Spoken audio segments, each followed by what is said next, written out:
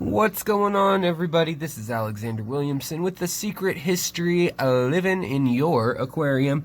Today I'm going to show you in my Nano breeding setup. So this is essentially 5-gallon tanks, 10-gallon tanks, and then 120 along with all the adults, or another 10-gallon, however you want to do it. This is an easy setup for an apartment. You can watch the first part. Came out with not that long ago on how to breed nano fish in shrimp tanks.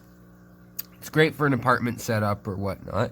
But in this video, I'll show you about how to make their food, especially while we're locked down and maybe you can't run to the pet store.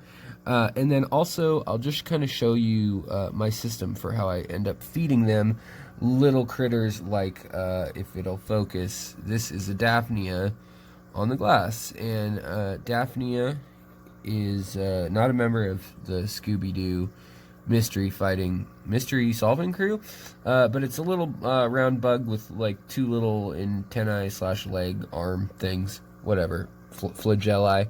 But I thought I'd show you also how nicely the shrimp are, how nicely yellow they've colored up that Lucas Bretz hooked me up with. So very pretty. Also, bettas are getting bigger.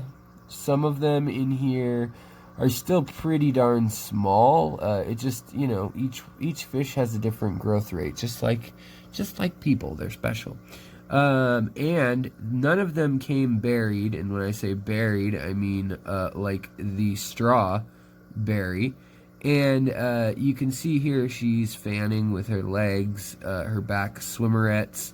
She's fanning, making sure that nothing molds on those eggs she's buried. So you can tell when they're going to bury a lot of times, when they're going to be pregnant, because they'll have that yellow dot, or whatever color the eggs are, green, black, brown. I've seen so many different colors in Neocaridina, in little dwarf shrimp, that you'll just see a change in their back, in their, let's see if we can find one that has it going on. Here's a younger female, but she's got it going on. She's got it going on. You can see that there's a yellow clump right in the center of her spine there, or her digestive tract, which is just a long tube that runs straight through her. But that will get bigger and bigger, and then it will actually look like little eggs, and then it will be eggs. And some of these have so many eggs on them right now that I don't even know what they're going to do. Like, that one needs to probably get tossed off. She probably can't keep up with having that on her. So I've been feeding these little fishies. I've been feeding them mostly. So I start with protozoa and little teeny. I guess you can take lettuce, like I said, and you can make an infusoria, and that is like the very smallest level of stuff. It just looks like cloudy water, or little teeny tiny dots. But really what they want to eat more of is the microcrustaceans and things. The infusoria is good for fish when they're like this size. They'll eat that. But once they get over 1/8 of an inch, once they don't look like an eyelash anymore, usually even within like 2 weeks, they're kind of off that. So sometimes you can get away with skipping straight to vinegar eels, which I've also talked quite a bit about in the videos, and that's what I have in here, in these containers. And I've shown you guys how to make those, how to culture vinegar eels and culture all sorts of live food for your shrimp and fish many times. So I won't go through that again, but I am going to show you outside how you can set up while you're on lockdown, just on your porch, even if you're in an apartment or something, food for your fish and for your shrimp, and how I kind of do this this fry raising system. So if you haven't yet, I appreciate a thumbs up if this is information you guys like. If there's something I'm leaving out, let me know in a comment, and let me know what fish of mine you'd like to see me breed next, because I'm really kind of taking these on as projects while We are on lockdown. Alright, so you can see the little young tin winnies. They've grown really fast. They're already over an inch long. So, and they're back with their parents. So that's the full circle. You can say that they were first, I seasoned the parents in here. I separated the females into here, fed the males and females separately. Then we took 2 females and a male. We put them in either one of the tanks. These work much better when they're all planted and lush and full of life and vitality. And yes, there were many shrimp in the tank. Hold on, let me move this bucket so y'all can see. Many shrimp in the tank. And I was worried about babies getting eaten, so I did it at a time when the Blue Dreams, when there weren't a ton of pregnant females. You know, you can kind of look around and look for babies, but like right now would not be a good time. There are babies all over the tank. So there's babies all over the tank, and there's 2 pregnant females. Right now would be an okay time in this tank because those yellow ones just buried up last night. And so if you're keeping track closely, you'll know when your fish or shrimp are ready for these things. So up there you can see the tin winnie adults and the betta adult. That's the mother, at least, Mrs. Blue. And then we've got all these babies. Look at this one. It's going to be really pretty. It's got kind of like a green color with then kind of like a fading rainbow look to it. And you can see even at this size, which this one has been moved away from the other ones that are still very small. So you can see that little white one right there. And these ones are still under a 1/4 inch, whereas some of these are getting now over an inch long. So also getting to a good size, big enough they can be with their parents, no problem. But they're hunting critters that are fairly good size, you know, compared to infusoria and stuff. So I don't even bother with the infusoria.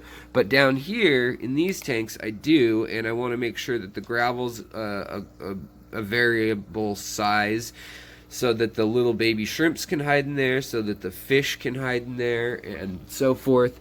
And then also, while we're at it, I'll show you this. These are some of the angelfish fry that have just hatched. So here you can see on this side I've kind of pushed aside most of the ones that were no good. They were infiltrated either by fungi or bacteria. And this looks like fungi actually with that fuzziness on it. And then you can see though that there are some babies in here. Most of them are down in the tank already with the shrimp. There are some little wrigglers in here that are still hatching out of the eggs. Let's tilt this up so we can get a better look at them. And maybe we can actually, let's see, can we actually find some baby angelfish to show you guys? There's some right there. Hard to see, but they're little wrigglers. See them all right there? They're in the methylene blue right now, which, believe it or not, stops fungi and bacteria for the most part, even though you see it over on some of the eggs over there. Also, you can see that the white bettas that came out of this mix seem to mostly have like a red fin underneath, and then also the peacock gudgeons, also known as rainbow gudgeons, they're doing well. And it's a little hard to see through the glass on this, and that's because the peacock gudgeons actually will breed communally or colony wise, I guess you could say, like colony breeders. There's a female with all her stripes and those long fins. Wow, she's really elongated. She doesn't even look like a betta splendens. She looks like something else. So these two peacock gudgeons will actually go into there. So let's go outside now, and I will show you how I collect this stuff. If you want to support me, you want to see more updates on this, and oh, the erythromicron fry are getting to be a good size now. You can see they've actually got stripes, a lot of them, and dots on their tail. And then, you know, basically this is all within a shelf. You could do this in an apartment. This is all within a shelf rack. And then the adults, I mean, you could do 2 adult tanks, and then you could do 2, and then at the other top, you know, another 2. You could do 2.5 gallon tanks. So many options of what you could do. It'd be great. So, yeah, let me know if you need help with any of that, or advice of which fish you want to start with. And you want to kind of make sure that all of them can live together at any age in theory. Teeny tiny baby shrimp are going to get eaten by everyone no matter what, and like this tank would be an out of the question tank for this sort of thing. Only the toughest and roughest fish survive in here. Oh, by the way, here's some of the Rosen Maiden crypt nuri that Lucas Bretz sent me. There's a big piece of it upstairs. So, all right, let's go outside and I will show you how I'm culturing the food. I'm also doing infusoria in these jars here. I did have them closed. Well, this one's still been closed for a year now, and you can just see the algae. But there's all sorts of little seed shrimp and stuff swimming around in here now, and it has been sealed. And so I don't know what they are, but that's what happens. I mean, these little things are just in your fish tank, in the water. It'll happen. So that's the stuff that you want to feed the brand new hatching fry, as well as the vinegar eels. And then let's go outside and I'll show you what we're going to feed the bigger ones with our equipment. A jar, which we're going to fill with non-chlorinated, just normal water from the tank here, and then we'll do a turkey baster, and we'll go grab them out of the tank and then put them through a little sieve, and then we'll rinse them again, because you don't want necessarily the pond water outside. Could have worms and just bacteria and issues for your fishes. So yeah, if you want to keep seeing more of this stuff, supporting me on Patreon right now, even like $1, $3, $2, whatever it may be a month, really helps, because it's just something I can rely on, and then not have to stress on how I'm gonna feed these fish and things. Check this out. So this is a female scarlet batis, and you can see the yellow eggs in her belly right there. So it's an easy way to sex them when they're really young. Also, looks like we may have some shrimp spawning. We've got a group of them, 3, and then there's another group right here, 2, and they're intertwined, and it looks like, we come around this side, looks like he's gonna try to bury her, I guess. So yeah, lastly, I'll show you too the next project, I think, which will be the scarlet batis, if we can get them to show up. The scarlet batis, all you guppies are in my way. Scarlet, I keep saying it and then nothing appears on your screen. The scarlet batis in its natural habitat, if I could find it. They're all hiding right now. The females are up here.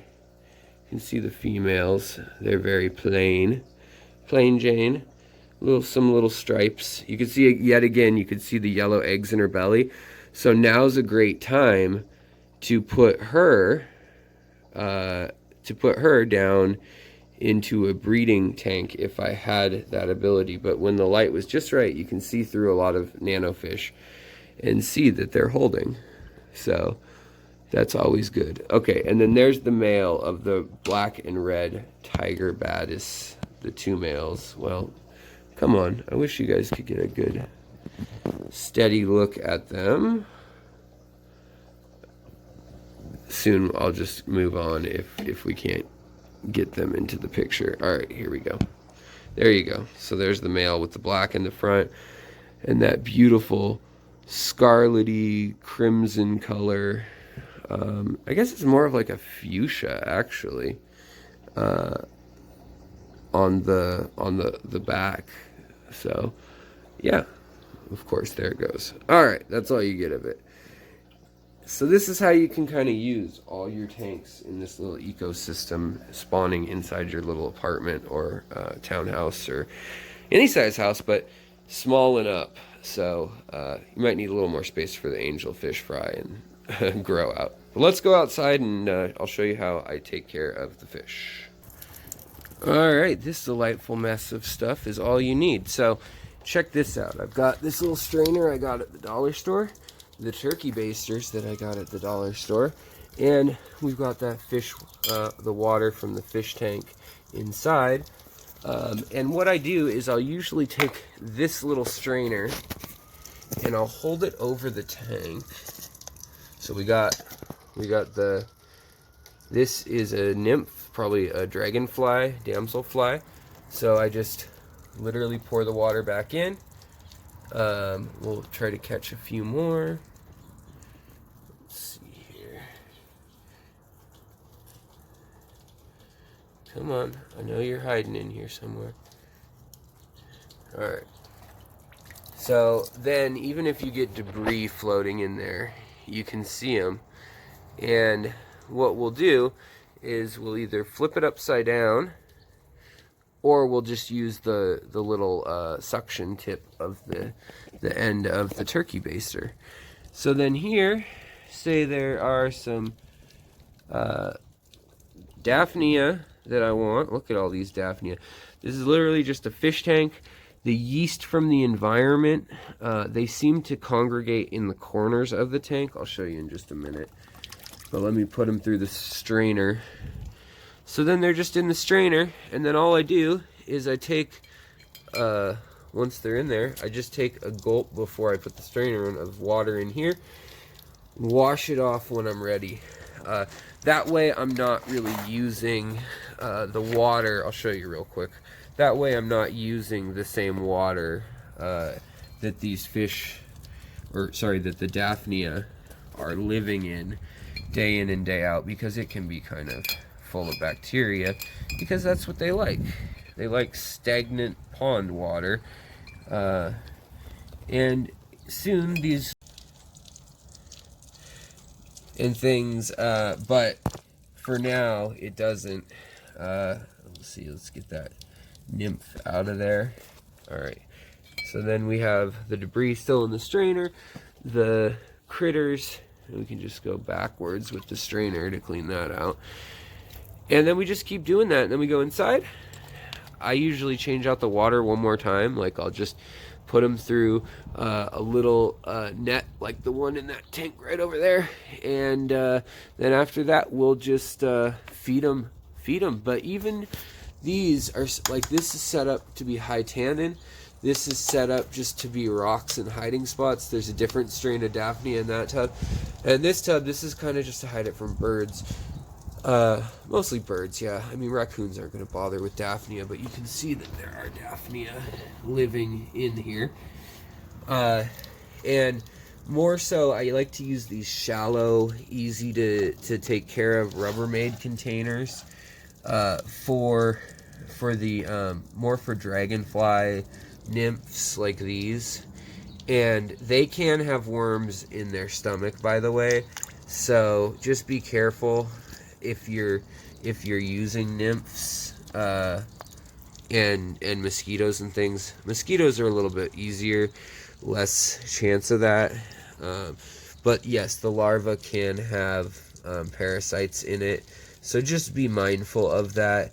But most of the time, 99% of the time, it's going to be fine. If you do notice your fish having like a sagging belly or something, though, then be